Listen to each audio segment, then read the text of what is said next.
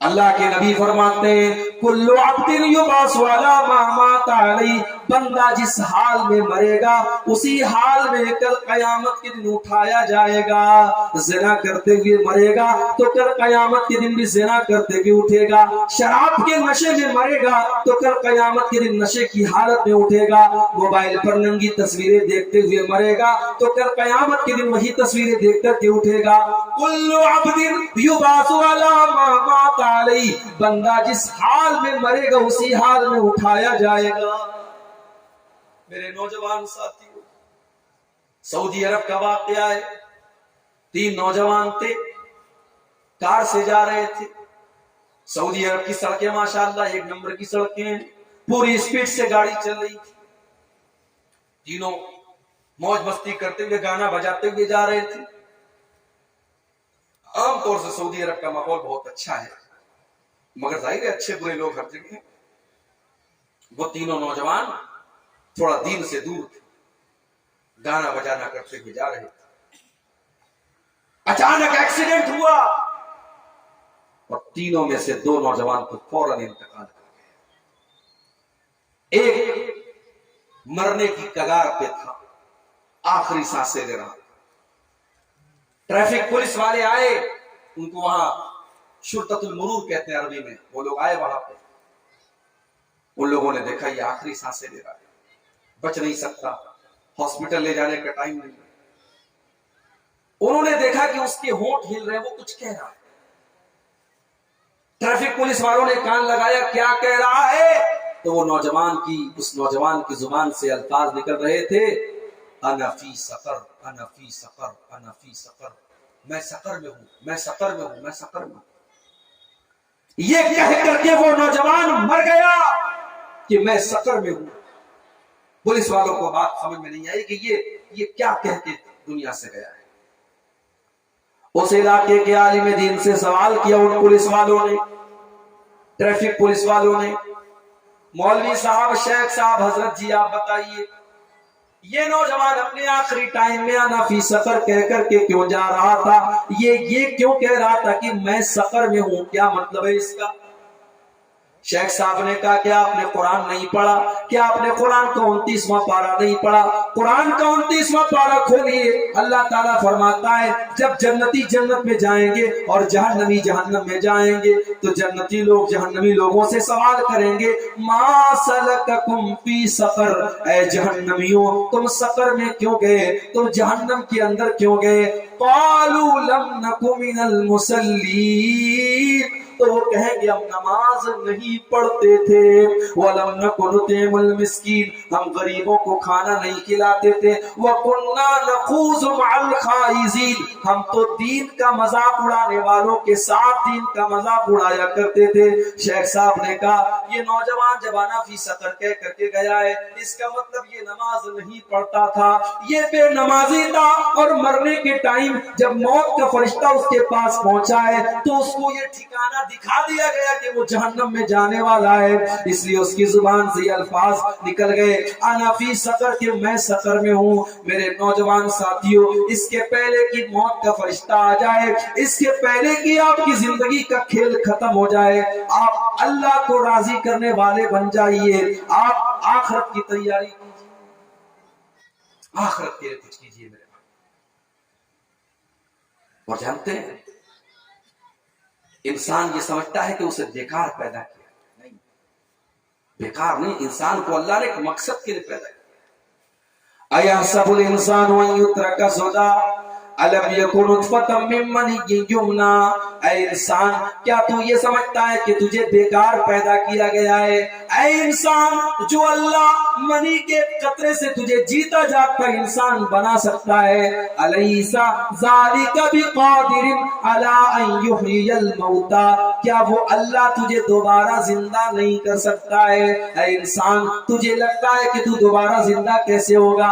اگر منی کے قطرے سے اللہ تعالیٰ جیتا جاگتا انسان بنا سکتا ہے تو مرنے کے بعد تیری ہڈیوں سے اور تیرے بدن کو جو زمین کے اندر مٹی کے اندر مل جائے گا اس سے اللہ تعالیٰ تجھ کو دوبارہ زندہ کھڑا کر دے گا، اس میں کوئی حیرت کی بات نہیں ہے۔ اور دوسرے مقام پر اللہ نے قرآن میں فرمایا کہ انسان یہ کہتا ہے کہ مجھے دوبارہ کیسے زندہ کیا جائے گا. اَيَحْسَبُ الْإِنسَانُ أَن لَّن نَّجْمَعَ عِظَامَهُ، انسان یہ کہتا ہے کہ میرے مرنے کے بعد میری ہڈیوں کو اللہ تعالیٰ دوبارہ کیسے زندہ کرے گا، دوبارہ کیسے اکٹھا کرے گا. بَلَا قَادِرِينَ عَلَىٰ أَن نُّصَوِّيَ بَنَانَا، اے انسان تیری ہڈیاں تو بڑی دور کی بات ہے، ہم تو تیرے فنگر پرنٹ بھی تجھے لوٹائیں گے. آدھار کارڈ آپ جب بنوانے جاتے ہیں تو آدھار کارڈ میں ہمارے فنگر پرنٹ لیے جاتے ہیں. کیوں؟ کیونکہ جو فنگر پرنٹ عبدالغفار صاحب کا ہوگا وہ کسی اور کا نہیں ہو سکتا. ہر انسان کا فنگر پرنٹ دوسرے انسان سے الگ ہے. ہمارے انگوٹھے پر اور ہماری انگلیوں پر جو ریکھائیں ہیں، ہر انسان کی ریکھائیں دوسرے انسان سے الگ ہیں. اللہ اکبر. دنیا میں کروڑوں اربوں انسان ہیں لیکن کسی ایک انسان کا فنگر پرنٹ دوسرے انسان سے میچ نہیں کرتا. یہ اللہ کے کارخانے کی قدرت ہے میرے پیارے ساتھیوں. اللہ نے کہا کہ تو یہ کہتا ہے کہ ہم تجھے دوبارہ کیسے زندہ کریں گے.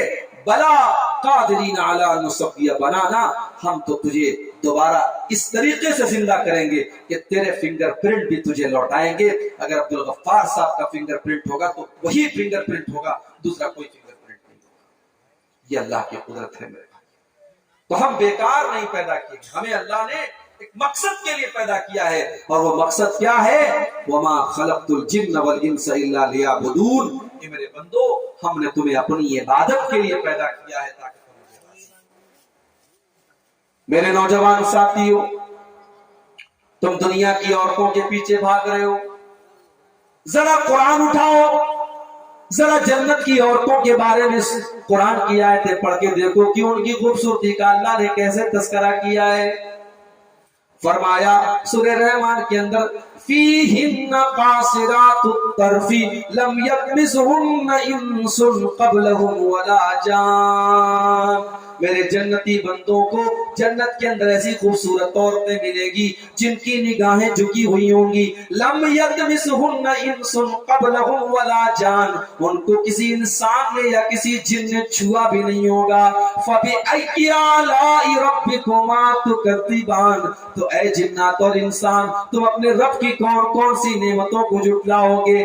کأنہن الیاقوت والمرجان، وہ اتنی خوبصورت ہوں گی، وہ اتنی نازک ہوں گی جیسے موتی ہوتا ہے، جیسے ہیرا ہوتا ہے، جیسے یاقوت و مرجان ہوتے ہیں. وہ ہیرے جواہرات سے بھی زیادہ قیمتی اور ان سے بھی زیادہ خوبصورت وہ عورتیں ہوں گی. فبأی آلاء ربکما تکذبان، تو تم اپنے رب کی کون کون سی نعمتوں کو جھٹلاؤ گے.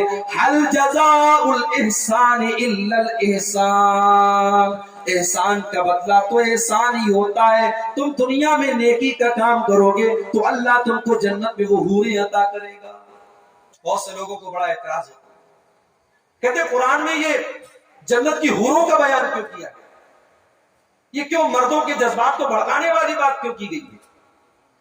میرے بھائیوں، اسلام فطرت کا دین ہے، اور فطرت یہ ہے کہ مرد کو عورت کی ضرورت ہے، عورت کو مرد کی ضرورت ہے. جب دنیا کی نعمتیں ہم بیان کرتے ہیں تو دنیا کی نعمتوں میں ٹاپ کی نعمت ہے عورت. اور اسی لیے اللہ جب جنت کا بیان کرتا ہے تو جنت کی حوروں کا بھی ذکر کرتا ہے کہ جنت میں اتنی خوبصورت عورتیں ملیں.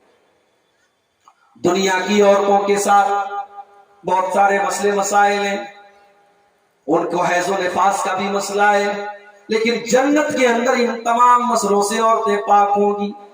جنت کی عورتیں اتنی خوبصورت ہوں گی. اللہ کے پیارے نبی فرماتے ہیں کہ اگر جنت کی کوئی عورت دنیا کی طرف جھانک لے، آنے کی بات نہیں فرمائی، لو ان امرأة من اہل الدنیا اطلعت الى الارض، اگر وہ دنیا کی طرف جھانک لے، صرف جھانک لے، لملأت ما بینہما ریحا، تو دنیا کے اندر اس کی خوشبو بھر جائے گی. زمین و آسمان کے بیچ میں اس کی خوشبو بھر جائے گی، اور زمین و آسمان کے اندر جہاں بھی اندھیرا ہوگا وہ روشنی ہو جائے گی. اتنی خوبصورت ہے. اور فرمایا وَلَنَسِيفُهَا عَلَى رَاسِهَا خَيْرٌ مِّنَ الدُّنْيَا وَمَا فِيهَا، جنت کی حور کے سر کے اوپر جو دوپٹہ ہے وہ دنیا کی نعمتوں سے، تمام نعمتوں سے بڑھ کر کے ہے۔ میری پیاری ماں بہنوں، اگر آپ کے سر پر دوپٹہ ہے تو آپ بھی جنت کی حوروں کی طرح ہیں۔ اگر آپ نے اپنے سر کا دوپٹہ اتار دیا، آپ نے اپنی شرم و حیا کو اتار دیا، آپ نے اپنی غیرت کو اتار دیا، تو آپ بھی دنیا کی فاحشہ عورتوں میں شامل ہو گئی۔ جنت کی حوروں کا تذکرہ کرتے ہوئے اللہ کے نبی فرماتے ہیں کہ وہ اپنے سر کے اوپر دوپٹہ، اس جنت کو چھوڑ کر کے ہم دنیا کے پیچھے بھاگ۔ ایک مرتبہ اللہ کے نبی کے پاس ایک بادشاہ نے تحفہ بھجوایا، ریشمی کپڑا۔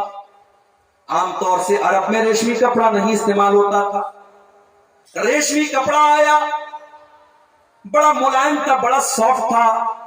اس کپڑے کو صحابہ کرام چھو کر کے دیکھنے لگے، یہ تو بڑا ملائم ہے، یہ تو بڑا سافٹ ہے۔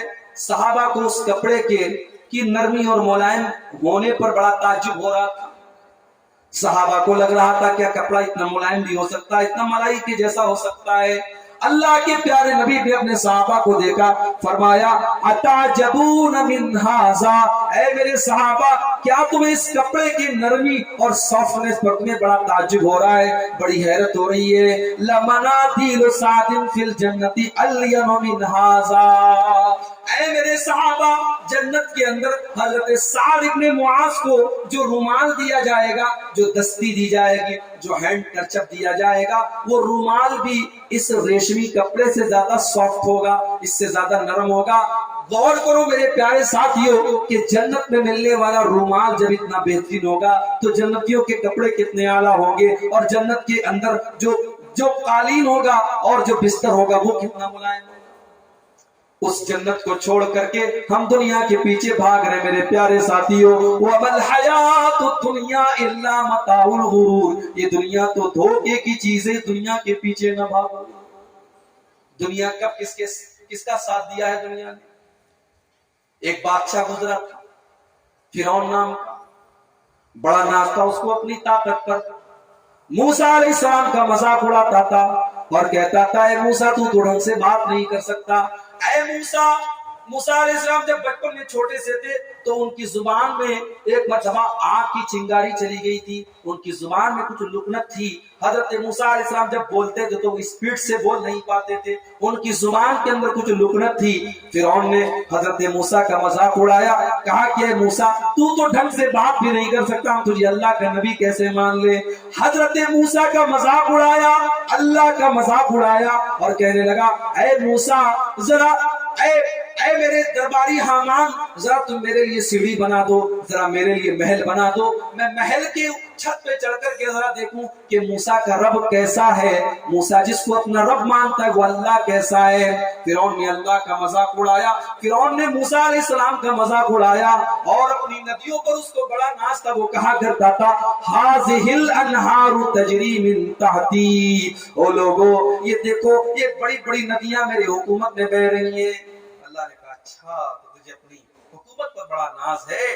اللہ نے اسی ندی میں ڈبا کر کے اس کو دریائے نیل کے اندر فرعون ڈوب گیا، اور جب فرعون ڈوب گیا تو قرآن کہتا ہے کم ترکوا من جنات وعیون وزروع ومقام کریم ونعمت کانوا فیہا فاکہین، بڑے بڑے کھیت اور کھلیان چھوڑ کر کے فرعون چلا گیا، بڑے بڑے محلوں کو چھوڑ کر کے چلا گیا، بڑے بڑے کھجوروں کے باغات کو چھوڑ کر کے چلا گیا۔ کذالک وأورثناھا قوما آخرین، آج فرعون مر گیا اور فرعون کے محل میں دوسرے لوگ رہنے والے آ گئے۔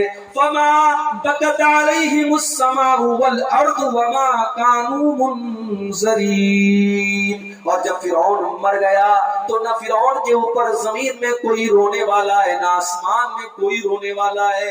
زمین میں بھی کوئی رو نہیں رہا ہے، آسمان میں بھی کوئی نہیں رو رہا ہے۔ کوئی اتنا بڑا ظالم تھا کہ اس ظالم کے مرنے پر سب لوگوں نے چین کی اور سکون کی سانس لی میرے پیارے ساتھیوں۔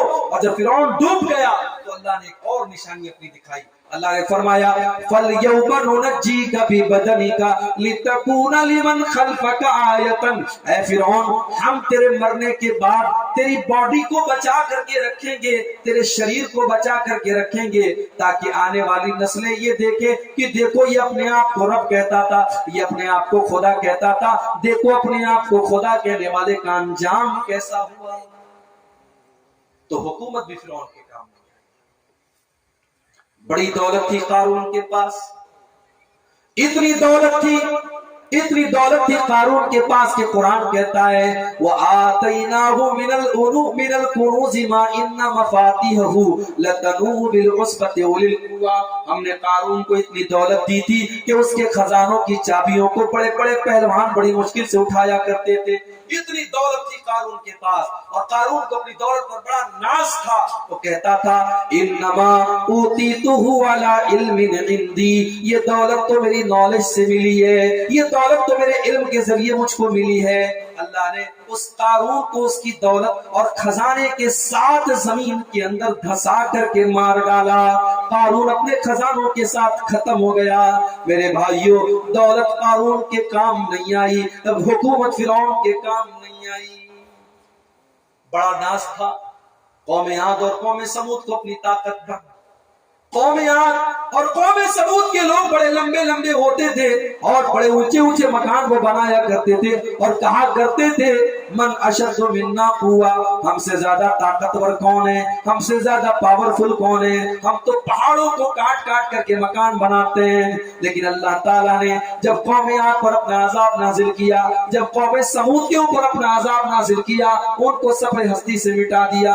قرآن کہتا ہے کأنہم اعجاز نخل خاویہ فہل تری لہم من باقیہ، جب قوم عاد کے اوپر اللہ کا عذاب آیا، ان کے سر الگ ہو گئے، ان کے دھڑ الگ ہو گئے، اور ان کی ڈیڈ باڈی اس طریقے سے زمین پر پڑی تھی جیسے لگ رہا تھا کہ کھجور کے سڑے ہوئے تنے زمین پر پڑے۔ اس دنیا میں کوئی بچا نہیں میرے بھائی، نہ کسی کی طاقت نے اس کو بچایا، نہ کسی کی حکومت نے اس کو بچایا، نہ کسی کی دولت نے اس کو بچایا۔ ایک اور قوم آئی تھی، حضرت لوط علیہ السلام کی قوم۔ یہ دنیا کی پہلی قوم تھی جس قوم نے اغلام بازی کی شروعات کی تھی۔ مرد کا مرد کے ساتھ اپنی خواہش پوری کرنا، مرد کا مرد کے ساتھ بدکاری کرنا، اس کام کی شروعات اسی قوم نے کی تھی۔ اور جب لوط علیہ السلام ان کو سمجھاتے تھے، جب ان کو نصیحت کرتے تھے، ان کو بتاتے تھے یہ بہت گندا کام ہے، تو وہ کہتے تھے انہم اناس یتطہرون، یہ تو بڑے پاک صاف لوگ ہیں، یہ تو بڑے صاف ستھرے لوگ ہیں۔ وہ مذاق اڑاتے تھے حضرت لوط علیہ السلام۔ اور جب اللہ نے عذاب بھیجا تو عذاب بھیجنے کے پہلے اللہ نے فرشتوں کو انسان کی شکل میں بھیجا۔ جب یہ فرشتے حضرت لوط علیہ السلام کے گھر پر آئے تو پیچھے پیچھے لوط علیہ السلام کی قوم کے لوگ دوڑے دوڑے چلے آئے۔ ان کا مقصد ان مہمانوں کے ساتھ غلط کام کرنا تھا۔ حضرت لوط علیہ السلام نے بڑی عاجزی کے ساتھ کہا اے میری قوم کے لوگوں لا تخزونی فی ضیفی، میرے مہمانوں کے سامنے مجھے ذلیل نہ کرو۔ اے میری قوم کے لوگوں، یہ تمہاری عورتیں، یہ تمہاری بیویاں ہیں، تم جا کر کے اپنی بیویوں کے ساتھ اپنی خواہش پوری کرو، مگر میرے مہمانوں کے سامنے مجھے رسوا نہ کرو، ذلیل نہ کرو۔ لوط علیہ السلام کی قوم کے لوگوں نے کہا کہ اے لوط، تمہیں پتا ہے کہ ہمیں کیا چاہیے، ہمیں ہماری عورتوں سے کوئی مطلب نہیں ہے، ہماری خواہش کیا ہے تم اچھی طریقے سے جانتے ہو۔ اور جب ایسا حضرت لوط کو لگا کہ اب یہ میرے مہمانوں کے اوپر حملہ کریں گے اور میرے مہمانوں کے ساتھ غلط کام کریں گے، حضرت لوط علیہ السلام نے بڑی عاجزی کے ساتھ کہا کہ کاش کہ میرے پاس کوئی طاقت ہوتی، اس علاقے میں میرا کوئی رشتہ دار ہوتا، میرا کوئی خاندان ہوتا، آج میری عزت آج خطرے میں، میرے مہمانوں کو میرے سامنے ذلیل کیا جا رہا ہے، کاش کہ آج مجھے کوئی سپورٹ حاصل ہوتا۔ فرشتوں نے کہا اے لوط آپ گھبرائیے مت، یہ ہم تک پہنچ بھی نہیں پائیں گے، ہم تو اللہ کے فرشتے، ہم انسان کی شکل میں آئے ہیں۔ اور اس کے بعد اللہ نے کیسا عذاب بھیجا، آسمان سے پتھروں کی بارش ہوتی ہے، اور ہر پتھر کے اوپر، جس انسان کے اوپر وہ پتھر گرنے والا ہوتا ہے اس کا نام لکھا ہوتا ہے، اور ایسی پتھروں کی بارش ہوتی ہے، ان کے بھیجے نکل جاتے ہیں، ان کے بھیجے ان کے سر کے باہر نکل جاتے ہیں، اور اس طریقے سے وہ مرے پڑے تھے کہ قرآن کہتا ہے کَأَلَّمْ يَغْنَوْا فِيهَا، ایسا لگتا ہے کہ وہاں پر کبھی وہ موجود ہی نہیں تھے، اور پوری بستی کو اللہ نے الٹ دیا، آسمان سے پتھروں کی بارش بھی ہوئی اور پوری بستی کو اللہ نے الٹ دیا۔ میرے پیارے ساتھیوں، اللہ نے مختلف قوموں پر جو یہ عذاب بھیجے اور قرآن میں ان کے واقعات کو بیان کیا، مقصد یہ ہے کہ ہم اور آپ بھی اپنے دل میں اللہ کا ڈر پیدا کریں، ہم اور آپ بھی اپنی اصلاح کریں اور اللہ کی نافرمانی کو چھوڑ دیں۔ آج ہندوستان کا مسلمان بہت سارے مسائل سے دوچار ہے، بڑے خوف اور دہشت کا ماحول ہے، بہت طریقے سے اس کو پریشان کرنے کی کوششیں ہو رہی ہیں، مگر ایک بات یاد رکھیے، اگر ہمارے پاس ایمان کی دولت ہو اور اگر ہم صحیح طریقے سے اللہ سے ڈرنے والے بن جائیں تو اللہ وہ ہے جس نے اپنے نبی کو غار ثور میں بچایا تھا۔ جب اللہ کے پیارے نبی حضرت ابوبکر صدیق کے ساتھ غار ثور میں تھے تو ایک ایسا وقت بھی آیا تھا کہ دشمن بالکل غار ثور کے قریب پہنچ گیا تھا اور حضرت ابوبکر صدیق تو گھبرا گئے تھے، اور حضرت ابوبکر صدیق نے کہا تھا اے اللہ کے نبی، اگر انہوں نے ذرا سا نیچے دیکھا تو ہم پکڑ دیے جائیں گے، ہم گرفتار ہو جائیں گے۔ تو اللہ کے نبی نے بڑے اطمینان سے جواب دیا تھا لا تحزن ان اللہ معنا، کہ اے ابوبکر گھبراؤ نہیں، غم نہ کرو، اللہ ہمارے ساتھ ہے۔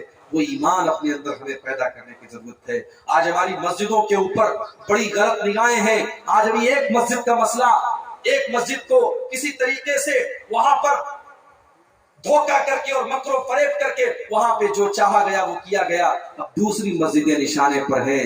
میرے پیارے ساتھیوں، بڑا نازک دور ہے، ہمیں اور آپ کو متحد بھی ہونا ہوگا اور اپنے ایمان کو کی حفاظت بھی کرنی پڑے گی کہ ہمارا سب سے بڑا اثاثہ، ہمارا سب سے بڑا جو سرمایہ ہے وہ یہی ایمان ہے۔ اگر ایمان ہمارے پاس نہیں ہے تو اللہ کے یہاں منہ نہیں دکھا پائیں گے۔ اللہ کے یہاں کروڑوں کی دولت ہمارے پاس آ جائے، اگر ایمان کی دولت نہیں ہے تو ہمارے پاس کچھ نہیں ہے۔ اسی لیے اللہ نے قرآن میں فرمایا ان الذین کفروا وماتوا وهم کفار فلن يقبل من احدهم ملء الارض ذهبا۔ کل قیامت کے دن اللہ کی بارگاہ میں کچھ ایسے بھی لوگ آئیں گے جو ایمان کے بغیر دنیا سے گئے ہوئے ہوں گے، جو کفر کی حالت میں دنیا میں مرے تھے۔ کل جب وہ اللہ کی بارگاہ میں آئیں گے وہ کہیں گے اللہ تو زمین پر کے سونا لے لے لیکن ہم کو اپنے عذاب سے بچا لے۔ اللہ فرماتا ہے ما تقبل من احدهم، وہ زمین بھر کے سونا بھی اگر لے آئیں تو ان کا سونا قبول نہیں کیا جائے گا، کیونکہ سونا تو ہے تمہارے پاس لیکن ایمان کی دولت نہیں۔ میرے بھائیوں، وہ ایمان کی دولت ہمیں اور آپ کو فری میں ملی ہے، اس لیے اس دولت کی ہمیں اور آپ کو قدر نہیں ہے۔ اس دولت کی قدر اگر پوچھنی ہے تو حضرت بلال سے پوچھو، اس دولت کی اگر قیمت پوچھنی ہے حضرت عمار سے پوچھو، حضرت یاسر سے پوچھو، حضرت سمیہ سے پوچھو، حضرت صہیب رومی سے پوچھو، حضرت خبیب سے پوچھو، جنہوں نے ایمان کے لیے اپنی جان کو داؤں پہ لگا دیا۔ حضرت بلال کو دیکھو، عرب کی تپتی ہوئی ریت پہ لٹایا گیا ہے، سینے پر گرم پتھر رکھا گیا ہے، اور ان کا مالک ان سے کہتا ہے کہ اے بلال تم ایک بار اسلام کو چھوڑ دو، تم محمد رسول اللہ کے دین کو چھوڑ دو، اے بلال ہم تمہیں چھوڑ دیں گے۔ بلال کالے کلوٹے ہیں، بلال حبشہ کے رہنے والے ہیں، بلال کے سینے پر گرم پتھر رکھا ہوا ہے، مگر بلال کے سینے میں جو دل ہے اس دل میں ایمان کی روشنی ہے۔ بلال اس گرم پتھر کے نیچے سے اور عرب کی تپتی ہوئی ریت پر جب ان کے پیٹھ کی چربی پگھل رہی ہے، بلال اس حالت میں کہتے ہیں احد احد، میرا اللہ ایک ہے، میرا معبود ایک ہے، میرا رب ایک ہے، میں ایک اللہ کو چھوڑ کر کے کسی اور کے آگے سر نہیں جھکا سکتا۔ بلال نے اس حال میں بھی اپنی توحید کو نہیں چھوڑا۔ میرے پیارے ساتھیوں، بلال ہمارے لیے آئیڈیل اور نمونہ موجود ہے۔ میری ماں اور بہنوں، آپ کے لیے بھی آئیڈیل موجود ہے۔ حضرت سمیہ رضی اللہ تعالیٰ عنہ اسلام کے اندر شہید ہونے والی پہلی خاتون ہے جن کو ننگا کر کے، ان کے بدن سے کپڑے اتار کر کے ان کے بیٹے کے سامنے اور ان کے شوہر کے سامنے بڑی بے دردی سے شہید کیا تھا ابو جہل نے۔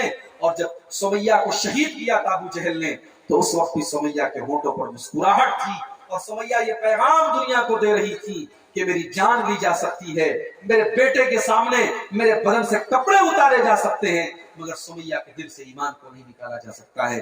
میرے عزیز ساتھیوں، اس ایمان کی ہم کو اور آپ کو حفاظت کرنی ہے، اور ہمیں اور آپ کو آخرت کی تیاری کرنا ہے۔ اور آخرت کی تیاری ہم کیسے کریں گے؟ نیک عمل کر کے، وہ عمل کر کے جس سے اللہ راضی ہو جائے. اور یہی ہماری زندگی کا مقصد بھی ہے. قرآن کریم کے 29ویں پارے میں اللہ نے فرمایا الذی خلق الموت والحیات لیبلوکم ایکم احسن عملا. اللہ نے زندگی اور موت کو اسی لیے بنایا ہے تاکہ وہ تمہارا امتحان لے, تمہاری پریچھا لے کہ کون تم میں سے بہتر عمل کرتا ہے. اس دنیا میں ہم امتحان دینے کے لیے آئے ہیں میرے بھائیوں. دنیا میں امتحان دینا ہے اور آخرت میں اس کا پھل حاصل کرنا ہے, اس کا رزلٹ ملنا ہے. اور آخر میں میں چاہتا ہوں کہ ذرا سا اس کا نقشہ بھی میں آپ کے سامنے کھینچ دوں کہ جب کل قیامت کا دن ہوگا تو کس طریقے سے اللہ تبارک و تعالیٰ اپنے بندوں کو نام اعمال دے گا, اور کس طریقے سے نیک لوگوں کو ان کا نام اعمال دیا جائے گا اور برے لوگوں کو ان کا نام اعمال دیا جائے گا. آئیے میں آپ کو لے کے چلتا ہوں قرآن کے 29ویں پارے میں سورہ الحاقہ کی آیتیں ہیں. اللہ نے ایک طریقے سے ویڈیو پیش کیا ہمارے سامنے کہ قیامت کے دن جب حساب و کتاب کا منظر ہوگا تو کیا حال ہوگا. آئیے قرآن کا 29واں پارہ کھولتے ہیں, سورہ الحاقہ. اللہ فرماتا ہے فَأَمَّا مَنْ أُوتِيَ كِتَابَهُ بِيَمِينِهِ فَيَقُولُ هَاؤُمُ اقْرَءُوا كِتَابِيَهْ إِنِّي ظَنَنتُ أَنِّي مُلَاقٍ حِسَابِيَهْ. قیامت کے دن جس کا نام اعمال اس کے داہنے ہاتھ میں دیا جائے گا, قیامت کے دن جس کا نام اعمال اس کے داہنے ہاتھ میں دیا جائے گا, وہ کہے گا ہاؤم اقرؤوا کتابیہ, اے لوگو یہ ہے میری کتاب, یہ ہے میرا نام اعمال. انی ظننت انی ملاق حسابیہ, مجھے یقین تھا مجھے میرا حساب مل کر کے رہے گا. جب ساری دنیا میں لوگ آرام سے نیا سال کا جشن منایا کرتے تھے, میں اپنے آپ کو اس گندگی سے دور رکھتا تھا. جب دوسرے نوجوان زناکاری اور بدکاری میں پڑے رہتے تھے, میں اپنی شرمگاہ کی حفاظت کرتا تھا. جب دوسری لڑکیاں بے پردہ گھوما کرتی تھی, میں گھر سے ہمیشہ پردے میں نکلا کرتی تھی. مسلمان عورت کہے گی انی ظننت انی ملاق حسابیہ, مجھے یقین تھا میرا حساب مجھے مل کر کے رہے گا. جب فجر کی اذان ہوتی تھی, الصلاۃ خیر من النوم کی آواز بلند ہوتی تھی, لوگ بستر پر آرام کر رہے ہوتے تھے, لیکن میں سردی کے موسم میں اور گرمی کے موسم میں ہر موسم میں مسجد میں پہنچ کر کے جماعت کے ساتھ فجر کی نماز پڑھا کرتا تھا. انی ظننت انی ملاق حسابیہ, مجھے یقین تھا مجھے میرا حساب مل کر کے رہے گا. فہو فی عیشۃ راضیہ, اللہ فرماتا ہے کہ وہ عیش و آرام کی زندگی گزارے گا. فی جنت عالیہ, وہ اونچی اونچی جنتوں میں ہوگا, وہ اونچے اونچے باغات میں ہوگا. دنیا میں اس کے پاس رہنے کو ڈھنگ کا مکان رہا ہو یا نہ رہا ہو, لیکن جنت میں اونچے اونچے محلوں میں رہے گا. فی جنت عالیہ, وہ اونچے اونچے محلوں میں رہے گا. قطوفہا دانیہ, وہاں پہ اس کے لیے تمام کے تمام پھل جھکے ہوئے ہوں گے. دنیا میں پھلوں کا موسم آتا تھا, غریب تھا بیچارہ, بہت سارے پھل اس کو نصیب نہیں ہوتے تھے, لیکن آخرت میں اللہ اپنے جنتی بندوں کو پھلوں کی تمام ورائٹی ان کو عطا فرمائے گا, اور پھل کو توڑنے کی ضرورت بھی نہیں پڑے گی. جس پھل کی وہ تمنا کریں گے وہ پھل ان کے ہاتھ میں آ جائے گا. قطوفہا دانیہ, وہ تمام کے تمام پھل ان کے لیے جھکے ہوئے ہوں گے. کلوا واشربوا ہنیئا بما اسلفتم فی الایام الخالیہ, اللہ فرمائے گا میرے بندو آج تمہارے کھانے پینے کے دن ہے, آج تمہارے موج مستی کرنے کے دن ہے. آج جنت میں تمہیں کوئی ٹینشن نہیں ہے, آج تم کھاؤ اور پیو, کیونکہ تم نے دنیا میں ہم کو راضی کرنے والا عمل کیا تھا. یہ اس کا حال ہوگا جو پاس ہو جائے گا, جس کا نام اعمال اس کے دائیں ہاتھ میں دیا جائے گا. وَأَمَّا مَنْ أُوتِيَ كِتَابَهُ بِشِمَالِهِ, لیکن دوسری طرف جس کا نام اعمال اس کے بائیں ہاتھ میں دیا جائے گا, فَيَقُولُ, وہ کہے گا یا لیتنی لم اوت کتابیہ, اے کاش میری کتاب مجھے نہ دی گئی ہوتی. وَلَمْ أَدْرِ مَا حِسَابِیہ, مجھے اپنا حساب و کتاب کبھی پتہ نہ چلتا. یا لیتہا کانت القاضیہ, کاش دنیا میں جو موت آئی تھی اسی موت پر میرا کام تمام ہو گیا ہوتا, یہ قیامت نہ ہوتی, یہ حساب و کتاب نہ ہوتا. یا لیتہا کانت القاضیہ, کاش دنیا میں جو موت آئی تھی اسی موت پر میرا کام تمام ہو گیا ہوتا. ما اغنا عنی مالیہ, دنیا میں بہت پیسے والا تھا, مجھے میرے پاس زمین و جائیداد کی کوئی کمی نہیں تھی, میرے پاس گاڑی تھی, میرے پاس اچھا مکان تھا, میرے پاس پیسے تھے, لیکن آج میرا مال میرے کوئی کام نہیں آیا. ہلک عنی سلطانیہ, میری بادشاہت آج ختم ہو گئی, میری سلطنت آج ختم ہو گئی, میرا پاور آج ختم ہو گیا. آج نہ پاور میرے کام آ رہا ہے, نہ سلطنت میرے کام آ رہی ہے. بڑے بڑے بادشاہ کل قیامت کے دن اللہ کی بارگاہ میں کانپ رہے ہیں. اللہ سوال کرے گا لمن الملک اليوم, میرے بندو آج کس کے ہاتھ میں بادشاہت ہے, کس کے ہاتھ میں آج حکومت ہے؟ بڑے بڑے منسٹر اور بڑے بڑے بادشاہ اور دنیا بھر میں راج کرنے والے بادشاہ اور راجا کل اللہ کی بارگاہ میں سب خاموش ہوں گے. اللہ تعالیٰ خود کہے گا للہ الواحد القہار, آج پاور ہے تو اللہ کے ہاتھ میں, آج حکومت ہے تو اللہ کے ہاتھ میں, آج کے دن فیصلہ کرے گا تو اللہ کرے گا. اللہ تعالیٰ ان لوگوں کا نقشہ کھینچ رہا ہے جن کے بائیں ہاتھ میں نام اعمال ملا ہے, وہ کہیں گے ہلک عنی سلطانیہ, میری سلطنت ختم ہو گئی. اس کے بعد اللہ فرمائے گا خذوہ فغلوہ, فرشتوں اس کو پکڑ لو, اس کو باندھ دو, ثم الجحیم صلوہ, اس کو جہنم میں ڈال دو, ثم فی سلسلۃ ذرعہا 70 ذراعا فاسلکوہ, اس کو 70 گز لمبی زنجیروں میں جکڑ دو. انہ کان لا یؤمن باللہ العظیم, یہ اللہ تعالی کے اوپر ایمان نہیں رکھتا تھا, ولا یحض علی طعام مسکین, یہ غریبوں کو کھانا نہیں کھلاتا تھا. فَلَيْسَ لَهُ الْيَوْمَ هَاهُنَا حَمِيمٌ, آج کوئی دوست اس کے کام آنے والا نہیں ہے. وَلَا طَعَامٌ إِلَّا مِنْ غِسْلِينٍ, اور جہنم میں اس کو کانٹے دار جھاڑی کا کھانا کھلایا جائے. میرے نوجوان ساتھیوں, میرے پیارے بھائیوں, اپنے آپ کو جہنم کی آگ سے بچاؤ, اپنے پریوار کو جہنم کی آگ سے بچاؤ, اپنی تنہائیوں کی حفاظت کرو, تنہائی کی حفاظت کرو. پبلک کے سامنے, لوگوں کے سامنے نیک بن جانا یہ کوئی مشکل بات نہیں ہے. مشکل یہ ہے کہ جب آپ اکیلے میں ہیں, تنہائی میں ہیں, کوئی دیکھنے والا نہیں ہے, وہاں پر آپ اپنے آپ کو گناہوں سے بچائیں, یہ مشکل کام ہے. اسی لیے اللہ کے نبی فرماتے ہیں لَأَعْلَمَنَّ أَقْوَامًا مِّنْ أُمَّتِي, میں اپنی امت کے اندر ایسے لوگوں کو جانتا ہوں جو قیامت کے دن آئیں گے, یاتون یوم القیامہ, جو قیامت کے دن آئیں گے, بِحَسَنَاتٍ أَمْثَالَ جِبَالِ تِحَامَةَ بِيضًا, وہ پہاڑوں کے برابر نیکیاں لے کر کے آئیں گے. فَيَجْعَلُهَا اللَّهُ عَزَّ وَجَلَّ هَبَاءً مَنْثُورًا, اللہ تعالیٰ ان کی نیکیوں کو ہوا میں اڑا دے گا. ان کے حج برباد ہو جائیں گے, ان کے عمرے برباد ہو جائیں گے, ان کی نمازیں برباد ہو جائیں گی, ان کے صدقہ خیرات برباد ہو جائیں گے. صحابہ نے پوچھا اے اللہ کے نبی وہ کون بد نصیب لوگ ہوں گے؟ اللہ کے نبی بتا دیجئے, کلیئر کر دیجئے, صرف ہم لنا وجلہم لنا, اے اللہ کے نبی کھول کھول کر کے بتا دیجئے وہ کون لوگ ہوں گے. آپ نے فرمایا وہ تمہارے ہی بھائی ہوں گے, وہ تمہاری طرح نماز پڑھیں گے, وہ روزہ بھی رکھیں گے, وہ رات میں عبادت بھی کریں گے. وَلَٰكِنَّهُمْ إِذَا خَلَوْا بِمَحَارِمِ اللَّهِ انتهكوها, لیکن جب اکیلے میں ہوں گے, جب تنہائی میں ہوں گے, تو ایسے ایسے کام کریں گے جس کو اللہ نے حرام قرار دیا ہے. وہ اللہ کے حرام کام کریں گے, اکیلے میں اور تنہائی میں وہ ناجائز کام کریں گے. یہی چیز ان کی نیکیوں کو کھا جائے گی. میرے بھائیوں, اپنی نیکیوں کی حفاظت کرو, اپنی نیکیوں کی حفاظت کرو, اپنی تنہائیوں کو بچا کر کے رکھو. کہیں ایسا نہ ہو کہ ہماری نیکیاں کل جب اللہ کی بارگاہ میں جائیں تو ہماری نیکی برباد ہو.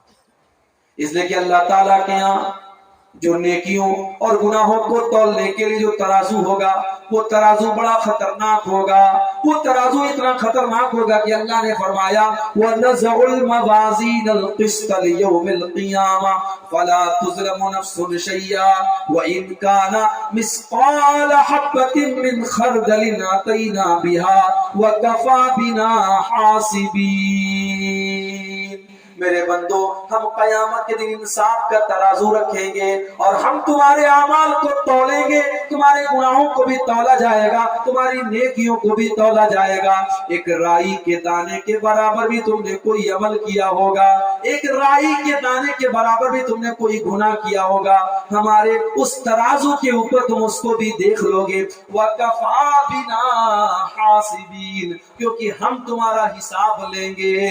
اللہ حساب لے گا میرے بھائی، جب اللہ حساب لے لے گا تب تو ہم برباد ہو جائیں گے۔ اسی لیے اللہ کے نبی دعا کیا کرتے تھے، اللہم حاسبنا حسابا یسیرا، اے اللہ ہمارا آسان حساب لینا، ہمارا آسان حساب لینا۔ اما عائشہ نے پوچھا کہ آسان حساب کا کیا مطلب ہے؟ اللہ کے نبی نے فرمایا آسان حساب کا مطلب یہ ہے کہ اللہ تعالیٰ بندے کے عمل کو دیکھے اور نظر انداز کر دے۔ اللہ بندے سے جانچ پڑتال نہ کرے، بندے سے پوچھ تاچھ نہ کرے، اس لیے کہ اگر اللہ نے پوچھ تاچھ کر لی تب تو بندہ کام سے چلا جائے گا، بندہ برباد ہو جائے گا۔ میرے پیارے ساتھیوں، حساب دینا ہے اللہ کی بارگاہ، یہ احساس اپنے دل میں ہم اور آپ پیدا کریں کہ اللہ کی بارگاہ میں حساب دینا ہے۔ اگر یہ احساس ہمارے دل میں پیدا ہو گیا تو انشاءاللہ ہم گناہوں سے بچیں گے اور نیکی کے کام آٹومیٹک ہم کریں گے۔ آج دنیا سے کرپشن اور بدعنوانی اور چوری اور تمام لوٹ مار تبھی ختم ہو سکتی ہے جب ایک انسان کو یہ احساس ہو کہ اسے اللہ کی بارگاہ میں حساب دینا ہے۔ ایک آخری واقعہ سنا کر کے بات ختم کر رہا ہوں کہ یہ جو چیز ہوتی ہے اللہ کی بارگاہ میں حساب دینے کا احساس، یہ چیز اگر انسان کے اندر پیدا ہو جائے تو گناہ کا موقع اسے ملے تب بھی وہ گناہ نہیں کرے گا۔ گناہ کا موقع ملے اور پھر بھی گناہ نہ کرے، یہ بہت بڑی بات ہے۔ حضرت عمر فاروق رضی اللہ تعالیٰ عنہ کے صاحبزادے ہیں عبداللہ بن عمر۔ عبداللہ بن عمر بڑے مشہور صحابی ہیں، سفر پہ جا رہے ہیں، راستے میں ان کو بھوک لگتی ہے، پیاس لگتی ہے، ایک چرواہے کو دیکھا کہ بکریوں کو چرا رہا ہے۔ حضرت عبداللہ بن عمر اس کے پاس جاتے ہیں اور کہتے ہیں بھائی کسی بکری کا دودھ تم دوہ کر کے مجھے پلا دو، میں تم اس کی قیمت دینے کے لیے تیار ہوں۔ چرواہا کہتا ہے یہ بکریاں میری نہیں ہیں، یہ میرے مالک نے مجھے چرانے کے لیے دی، ان بکریوں کا دودھ میں آپ کو نہیں دے سکتا۔ عبداللہ بن عمر کو بڑی حیرت ہوئی، ان کو لگا کہ یہ بڑا ایماندار اپنے آپ کو بنتا ہے، چلو اس کا امتحان لیتے ہیں، دیکھتے ہیں یہ کتنا ایماندار ہے۔ عبداللہ بن عمر نے کہا اچھا ایک کام کرو، تم ایک بکری مجھ کو دے دو، تم اس میں سے ایک بکری مجھ کو دے دو، میں دودھ بھی پی لوں گا، بھوک لگے گی میں ذبح کر کے اس کا گوشت بھی کھا جاؤں گا اور تمہیں پیسہ بھی دے دوں گا، اور تمہارا مالک تم سے پوچھے گا تو کہہ دینا کہ میری بکری، ایک بکری کو بھیڑیا لے کے چلا گیا اور بھیڑیا کھا گیا، تمہارا بھی کام بن جائے گا، میرا بھی کام۔ عبداللہ بن عمر نے یہ بات اس چرواہے سے اس لیے کہی کہ وہ دیکھنا چاہتے تھے کہ یہ چرواہا جو جاہل ہے، جو پڑھا لکھا نہیں ہے، دیکھتے ہیں اس کو اللہ کی ذات پر کتنا اللہ کا ڈر اس کے دل میں ہے اور کتنا ایماندار ہے۔ جب عبداللہ بن عمر نے یہ آفر پیش کیا، اس نے جواب کیا دیا میرے پیارے ساتھی، وہ جواب سننے کے لائق ہے۔ اس چرواہے نے کہا عبداللہ بن عمر آپ نے تو بڑا اچھا مجھ کو آفر دے دیا، آپ مجھے پیسہ دے دیجئے گا، میں آپ کو بکری دے دوں گا، آپ کا بھی کام بن جائے گا، میرا بھی کام بن جائے گا۔ مالک سوال کرے گا، میں جواب دے دوں گا کہ بھیڑیا آیا اور بکری کو لے کے چلا گیا، اور بھیڑیا تو آتا رہتا ہے، مالک کو بھی شک نہیں ہوگا، مگر اے عبداللہ بن عمر فَأَيْنَ اللَّهُ، مجھے بس ایک سوال کا جواب دے دیجئے، کل جب اللہ تعالیٰ مجھ سے سوال کرے گا تو نے اپنے مالک کے ساتھ اتنا بڑا دھوکہ کیوں کیا، تو نے اپنے مالک کے ساتھ یہ فراڈ کیوں کیا، تو نے اپنے مالک کے سے جھوٹ کیوں بولا، تو نے مالک کی امانت میں خیانت کیوں کی، تو آپ بتا دیجئے کہ میں اللہ کو کیا جواب دوں گا۔ فَأَيْنَ اللَّهُ، اللہ کہاں چلا گیا، میں اللہ کو کیا جواب دوں گا۔ جب یہ جملہ عبداللہ بن عمر نے سنا، آنکھوں سے آنسو آ گئے اور کہا کہ واقعی میں تیرے اندر اللہ کا ڈر موجود ہے، تیرے اندر اللہ کا خوف موجود ہے۔ اور پوچھا کہ تیرا مالک کون ہے، اور جب مدینہ پہنچے عبداللہ بن عمر تو اس کے مالک کا پتہ لگوایا اور اس کے مالک کو قیمت دے کر کے اس غلام کو آزاد کروایا، اور جب وہ آزاد ہو گیا تو عبداللہ بن عمر نے کہا کہ یہ جو تیرے ایک لفظ میں جو تو نے اس نے کہا تھا فَأَيْنَ اللَّهُ، کہ اللہ کہاں ہے اور اللہ کو میں کیا جواب دوں گا، تیرے اس ایک جملے نے آج تجھے غلامی سے بچا لیا ہے، مجھے غلامی سے آزاد کر دیا ہے، اور مجھے امید ہے کہ کل جہنم کی آگ سے بھی تیرا یہ جملہ تجھے آزاد کر دے گا۔ میرے پیارے ساتھیوں، یہ احساس اگر ہمارے دل میں پیدا ہو جائے کہ اللہ کو جواب دینا ہے، اللہ کو کیا منہ دکھائیں گے، اگر یہ چیز ہمارے اندر پیدا ہو جائے تو بہت سارے مسئلے ہمارے حل ہو سکتے ہیں۔ آئیے ہم اللہ سے دعا کریں، رب العالمین آج کے اس پروگرام میں ہماری حاضری کو قبول فرمائے۔ دنیا کے تعلق سے اور فکر آخرت کے تعلق سے جو باتیں میں نے آپ کے سامنے رکھی ہیں، اللہ کہنے والے کو اور سننے والوں کو سب کو عمل کی توفیق عطا فرمائے۔ اللہ ہمارے نوجوانوں کی بھی اصلاح فرمائے، اللہ ہماری ماں بہنوں کی بھی اصلاح فرمائے۔ آج جس ادارے کے لیے آج کا یہ پروگرام منعقد ہوا ہے، اللہ اس ادارے کے لیے بھی ہم سب کو بڑھ چڑھ کر کے حصہ لینے کی توفیق عطا فرمائے، اور جن لوگوں نے اس ادارے کے لیے چندہ دیا ہے، تعاون دیا ہے، اللہ ان کے تعاون کو قبول فرمائے۔ اللہ ہم میں سے جو لوگ بیمار ہیں ان کو شفا کامل عاجل عطا فرمائے، جو روزی روٹی سے پریشان ہیں اللہ ان کے کاروبار میں برکت نصیب فرمائے۔ اللہ جب تک ہم کو دنیا میں زندہ رکھے، اسلام پر زندہ رکھے، اور ہم سب کا خاتمہ ایمان پر ہو، آمین۔ وآخر دعوانا الحمدللہ رب العالمین، والسلام علیکم ورحمۃ اللہ۔